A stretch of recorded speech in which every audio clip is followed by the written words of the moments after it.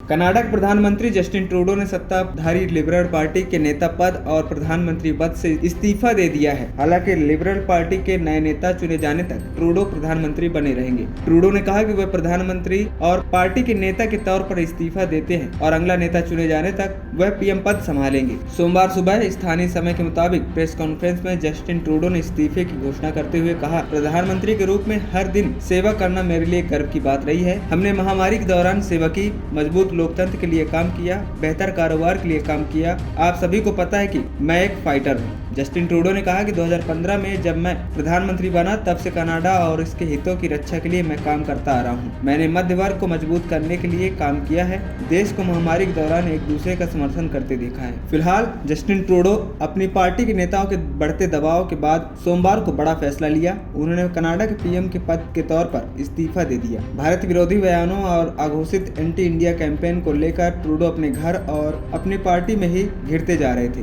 Canada की सत्ताधारी liberal party के कई नेता सार्वजनिक तौर पर खुलकर उनके खिलाफ बयान दे रहे थे। उनकी नीतियों को लेकर आवाज उठाई जा रही थी। ट्रूडो पर आरोप था कि वो खालिस्तान मुद्दे को लेकर भारत के खिलाफ आरोप लगाकर अपनी सरकार की नाकामी छिपाने की कोशिश कर रहे हैं। हाल के समय में कनाडा की गिरती इकोनॉमी, अमेरिका के प्रेसिडेंट इलेक्ट डोनाल्ड ट्रंप की टैरिफ धमकियों, बढ़ती महंगाई और हाउसिंग क्राइसिस को लेकर जस्टिन ट्रूडो को आलोचनाओं का सामना करना पड़ रहा था। वहीं भारत विरोधी कैंपेन को लेकर भी ट्रूडो की रेटिंग गिरती जा रही थी। आइए जानते हैं भारत के खिलाफ बुने गए अपने ही जाल में कैसे फंस गए जस्टिन ट्रूडो, जिन्हें उन्हें पीएम पद की कुर्सी गंवानी पड़ी। बता दें, बीते कुछ सालों में जस्टिन ट्रूडो की लिबरल पार्टी में विद्रोह की आवाज तेज हो गई थी। सियान कैसी और केन मैकडोनाल्ड समेत पार्टी के कई हाई प्रोफाइल सांसद सार्वजनिक तौर पर जस्टिन ट्रूडो के खिलाफ अपनी राय दे चुके थे। इन सांसदों ने अपने प्रधानमंत्री के बयानों और फैसलों को गलत बताया, उनकी लीडरशिप पर सवाल उठा चुके थे। पार्टी की ओर से ट्रूडो पर पीएम पद छोड़ने का दबाव बनाया जा रहा था। कुछ अंतर्राष्ट्रीय रिपोर्ट के मुताबिक लिबरल पार्टी में कम से कम 20 सांसदों ने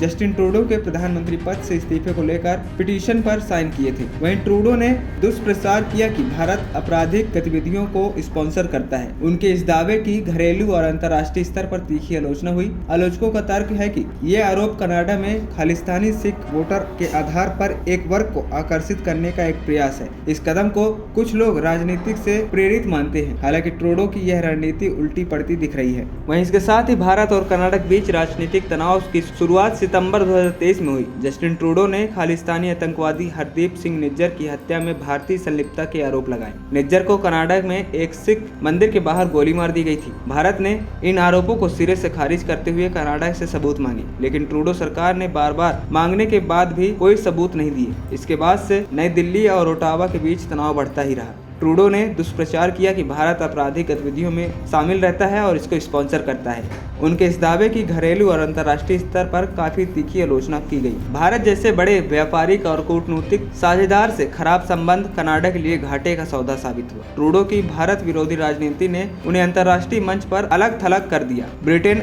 अमेरिका तक ने इसकी आलोचना की। इस तरह ट्रूडो ने अपनी राजनीतिक करियर के आगे फुल स्टॉप लगा दिया। वहीं जस्टिन ट्रूडो के बाद अब लिबरल पार्टी में पीएम पद के लिए कौन हो सकता है, तो पार्टी में टॉप लीडर चुनने के लिए कई मीटिंग रखी जाती है, कई प्रोसेस होते हैं, इसमें कई महीने लग जाते हैं। मीडिया रिपोर्ट्स के मुताबिक ट्रूडो के इस्तीफे के बाद लिबरल पार्टी की मुख्य चुनौती मास अपील वाला नेता ढूंढना होगा। मीडिया रिपोर्ट्स के मुताबिक लिबरल पार्टी में विदेश मंत्री मेलानी जोली, डोमिनिक लेबांक और मांग कानिन जैसे कई नाम लिस्ट में शामिल हैं, जो ट्रूडो की जगह ले सकते हैं। खबरी चौखट की रिपोर्ट।